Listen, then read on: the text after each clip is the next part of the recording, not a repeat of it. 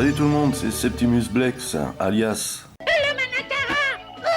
Pour toutes les personnes du Mask Center, un gros big up. Ça fait super plaisir de vous retrouver. Aujourd'hui, une revue Masque qui se démarquera des autres, forcément, parce qu'il s'agit ici du véhicule emblématique du line-up, de la série, de tout ce que vous voulez qui a rapport avec Masque, puisque il s'agit de Rhino. Je dis emblématique, puisque il est dans le logo même de Masque, hein, et tout le monde étant gamin rêvait d'avoir Rhino à la maison. Donc on va jeter un coup d'œil sur les boîtes. Alors ici la version européenne. Donc celui-là c'est un 9. Donc ici on a de marqué tracteur unité mobile de défense Masque avec 2 figurines articulées. Voilà. Donc ici on a le jouet et les 2 figurines. Et en bas, voilà, dans cette boîte, 2 véhicules, une bombe, 2 figurines articulées, Matt Tracker et Bruce Sato, et leur masque. Voilà. Donc à partir de 4 ans, ça va, je suis large. Donc sur chacun des côtés, hein, on a un petit descriptif de ce qu'on peut trouver sur le véhicule, mais alors vraiment c'est sommaire quoi. Voilà, la calandre peut servir de bouclier. Les 2 canons à ondes vibratoires. Tiens, vous voyez, ça c'est des canons à ondes vibratoires.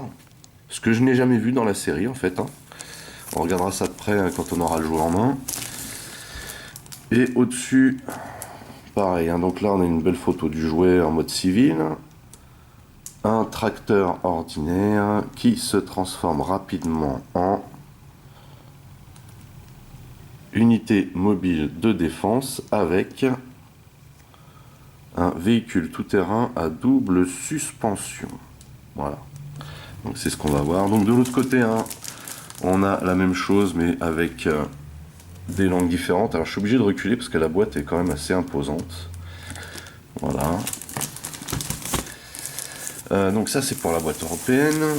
Et ici on a la boîte américaine. Alors celui-ci n'est pas un 9, mais je l'ai mis sous plastique quand même parce que c'est une loose, ce que j'appelle une loose parfaite, c'est-à-dire qu'on a toute la dock, tous les accessoires, et l'état du véhicule est vraiment incroyable, incroyable. La seule différence qu'il a avec un 9 en fait, c'est qu'il a les stickers qui sont posés. Donc voilà la boîte américaine. Alors comme d'habitude, hein, on a ici hein, les photos du jouet insérées, hein, voilà, de chaque côté. Sinon le dessin est le même. Donc on peut voir hein, que c'est une boîte qui a voyagé quand même, mais elle est sinon en très bon état. Voilà. Donc ici on a les figurines en jouet. Bruce Sato, Matt Tracker. Voilà. Et on a des photos beaucoup plus claires que sur la version Euro. Voilà, mode de transformation. Donc là on a les mêmes photos hein, que sur la boîte Euro. Mais ici non. Vous voyez, ici on a des photos supplémentaires.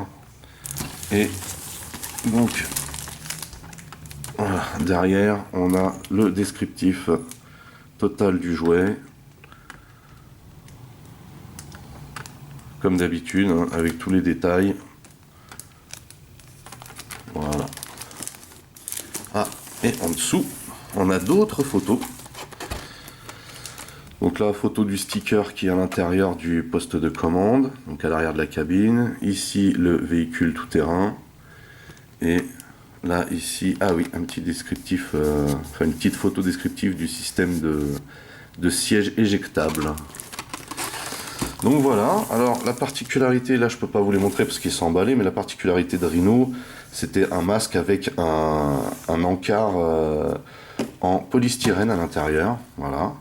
Et donc, de nos jours, tous les collectionneurs galèrent un petit peu pour essayer de trouver cet encart en parfait état. Voilà, voilà. Donc, maintenant, on va regarder la bébête de plus près.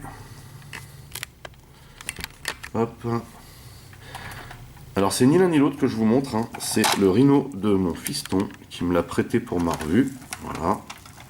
Merci fiston. Donc là, on a du mal à le rentrer dans le cadre. Hop. Voilà, parfait. Donc voilà Rhino. Donc celui-là c'est une loose, hein, mais il est plutôt en bon état, hein, dans l'ensemble. Il y a juste une ou deux bricoles qui clochent dessus, mais sinon tout est fonctionnel. Et donc là, on peut le voir en détail quand même. Il a des beaux chromes, ce véhicule, très très bien réalisé encore, hein. Là, il fallait pas se louper, hein, pour Kenner de toute façon, puisque c'était le véhicule emblématique, le véhicule phare de Mask. Voilà, donc toutes les parties chromées, à savoir les cylindres qui dépassent du capot. Alors, en fait, c'est un Peterbilt, ce camion. Voilà, c'est inspiré d'un Peterbilt. On n'a pas la licence parce qu'on n'a pas l'exactitude de ce qu'on pouvait retrouver sur un Peterbilt. Voilà. Donc, ici, hein, on a les sirènes chromées aussi, les phares chromés. Donc superbe calandre, les jantes chromées aussi, les pneus c'était du caoutchouc dur. Voilà, on a le marchepied chromé, les cheminées chromées, ici aussi toute cette partie là, beaucoup de chrome, hein, sur ce Rhino. Très très joli, superbe finition.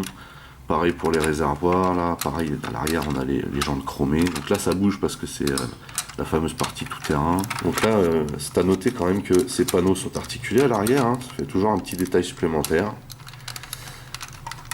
Voilà. Ici on a le train d'attache chromé aussi.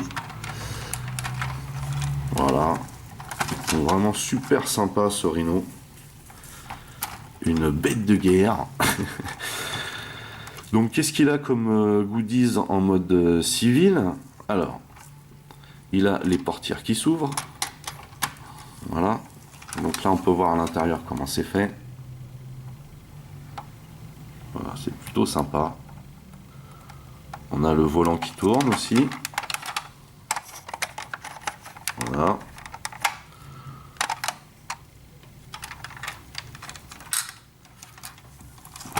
Donc la portière de l'autre côté s'ouvre aussi, mais je vais faire passer ça sur le goodies, enfin la gimmick en mode civil. C'est le siège éjectable. Voilà, elle a du mal à tenir elle, hein. Alors ça c'était un petit peu le souci avec l'usure, hein, c'est que ce système là était pas super, vous voyez. Donc bon là il y a quand même encore le retour, mais pour que ça tienne bien. Voilà, bref. Donc on avait un système ici de siège éjectable, hein, vous voyez. Voilà. Je vous le remontrerai tout à l'heure, mais c'est une gimmick, hein, en mode civil. Voilà. En mode James Bond, quoi. Un petit peu le côté James Bond de Masque, quoi. Voilà, qui ressort. Donc voilà.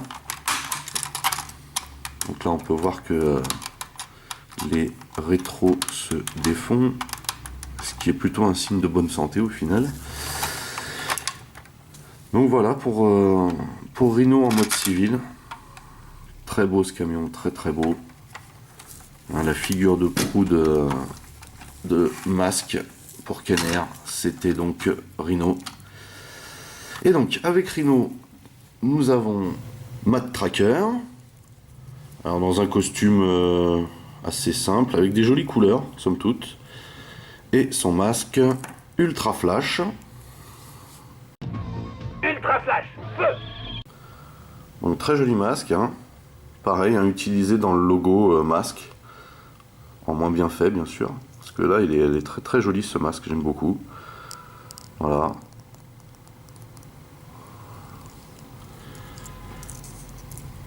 On a des petites rainures là à l'arrière.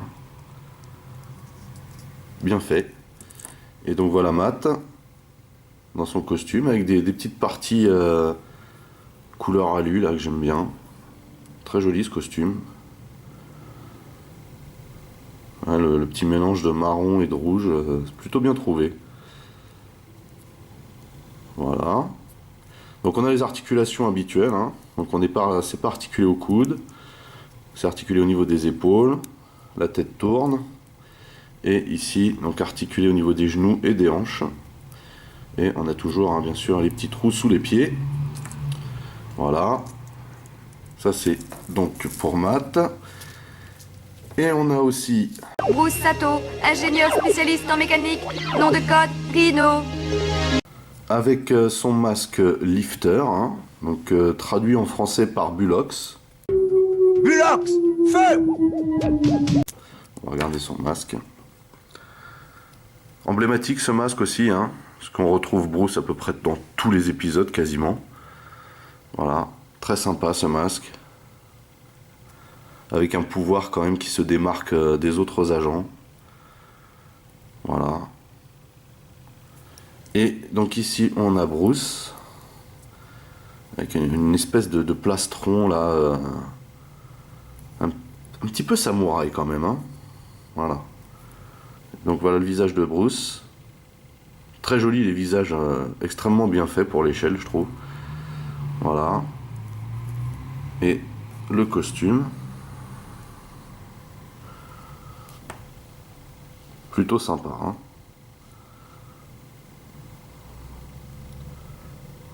Et ça fait un petit peu une tenue de samouraï en fait. Voilà. Voilà pour Bruce.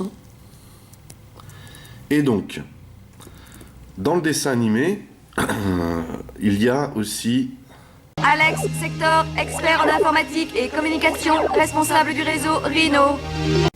Alors j'ai ajouté Alex tout simplement parce que il est en permanence avec Rhino, hein, dans la série, alors qu'il n'est pas du tout vendu avec le 7, hein, il est vendu avec Boulder Hill.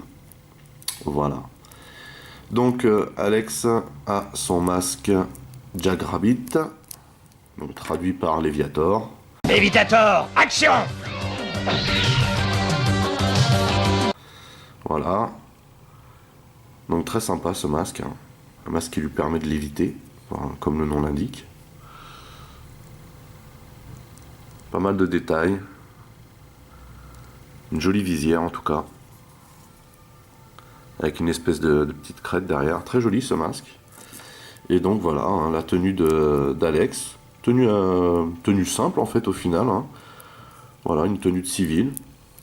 On a juste un petit gilet, un tricot, une petite pochette là sur le côté, puis un pantalon. Voilà. Donc la tête d'Alex. Très bien faite aussi. Voilà. Donc on a fait le tour des personnages. Hein, on va regarder maintenant ce que peut faire Rhino au final. Mais avant de regarder ça, on va peut-être mettre les personnages à l'intérieur. Voilà. Donc encore une très bonne échelle, hein, par rapport aux personnages. Voilà.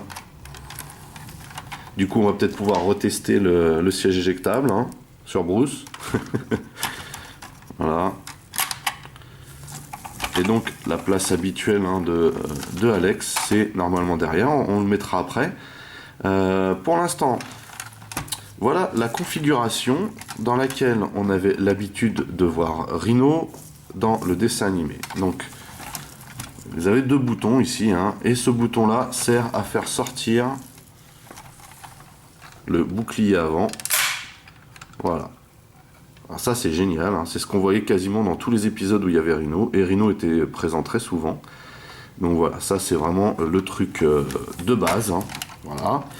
Et on avait aussi l'habitude de voir Rhino sortir ses cheminées. Voilà. Qui sont en fait des canons laser. Donc ça c'est la configuration dans laquelle on avait l'habitude de voir Rhino, hein. Tiens, prends ça, petit bonhomme!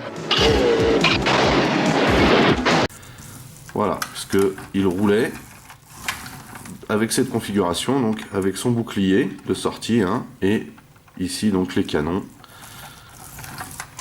Voilà, pour renvoyer la monnaie de sa pièce à Venom, bien sûr. Voilà, donc sympa comme config, mais ce n'est pas pourtant la fonction principale de Rhino, hein. Rhino est un poste de commande mobile, et donc il y avait une seconde partie de transformation lorsque Rhino était à l'arrêt la plupart du temps, qui consistait donc à déclipser l'arrière. Voilà, on déployait le radar, puisque cette partie là est un radar, Et donc ça laissait place à un gigantesque canon et à toute une salle d'ordinateur à l'intérieur, vous voyez. Voilà, dans laquelle hein, on va placer Alex. Voilà.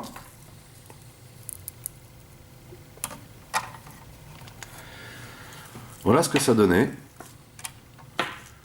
Lorsqu'ils étaient à l'arrêt, alors bien sûr, lorsqu'ils étaient à l'arrêt, il n'y avait pas forcément ces parties-là de sortie. Finalement, Firecracker n'est pas trop abîmé. Ça aurait pu être pire. En fait, ce qui était intéressant dans ce jeu, donc il n'y a rien d'extraordinaire hein, au final au niveau des transformations dans le jeu, mais ce qu'il y avait d'intéressant, c'est qu'on avait vraiment pas mal d'usages différents au final. Hein. À l'arrêt, en marche, et bien sûr il y avait aussi la possibilité donc de détacher le petit véhicule à l'arrière quand il était à l'arrêt. Alors ce petit véhicule est beaucoup utilisé dans la série comme véhicule de secours.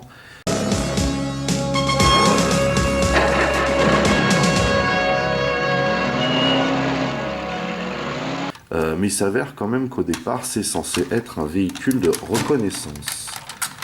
Alors voilà, sortait de cette manière-là, le plus simplement du monde. Et on ouvrait le clapet, c'est-à-dire le train de remorquage, voilà, on l'ouvrait et on pouvait glisser une figurine à l'intérieur. On va prendre Matt. Voilà.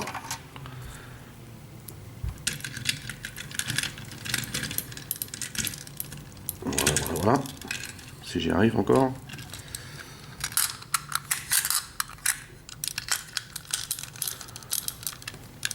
Voilà, donc on pouvait mettre un personnage à l'arrière, là. Et donc ça permettait, si vous voulez, quand on l'avait en base, on avait positionné Rhino en mode base, hein, ça permettait justement d'utiliser ce petit véhicule pour aller se balader et pour aller voir ce qui se passe.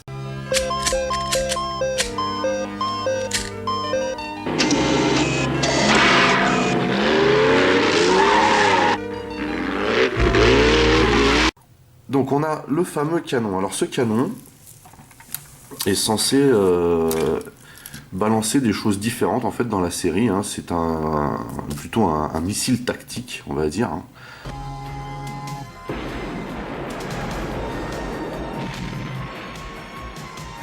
Et donc nous on le fait fonctionner sur le jouet de cette manière.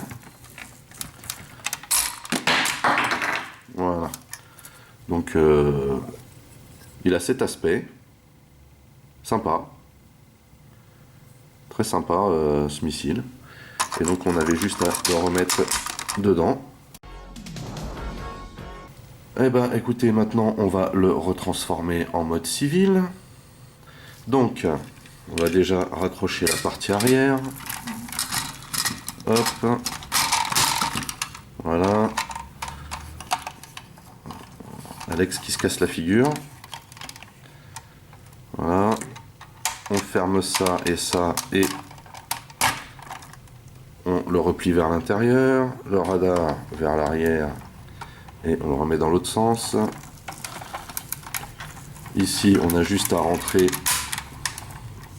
à clipser la calandre, remettre les cheminées comme ceci, il faut les tirer un brin et voilà, les recaler.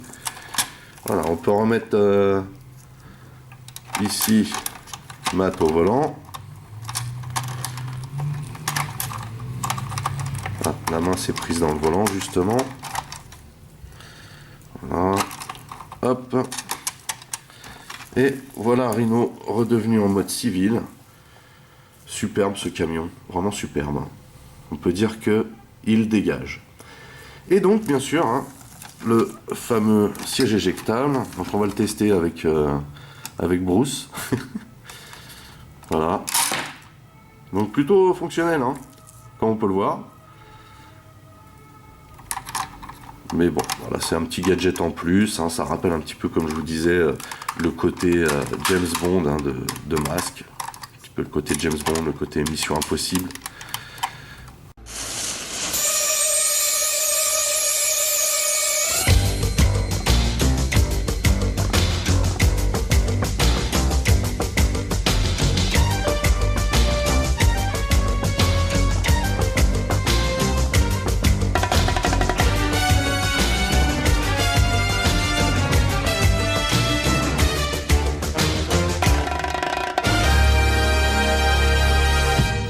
Voilà, bah, c'est tout pour Rhino, c'est tout pour cette revue Masque. Il n'y a pas grand chose à dire sur Rhino au final parce qu'il est tellement incontournable, inimitable, emblématique, tellement bien fait aussi. Hein.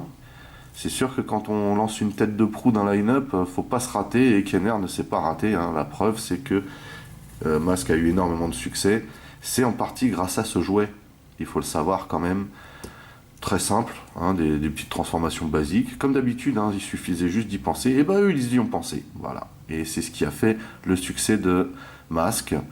Rhino ayant participé, comme je viens de le dire. Et ce qui était sympa sur Rhino, c'est que on n'était pas obligé de tout transformer en même temps. On pouvait moduler. Donc ça a donné encore plus d'ampleur hein, au jeu. Voilà. Quand on est gamin, on joue. Ce qui est normal. Voilà. Bah écoutez. J'étais très content de passer ce moment avec vous. N'hésitez pas à lâcher des commentaires, à partager mes vidéos, à vous abonner à ma chaîne surtout. Voilà. Moi, je vous donne rendez-vous très bientôt pour une autre revue, Masque, Transformer ou autre. En attendant, passez du bon temps et à la prochaine. Allez, bye bye!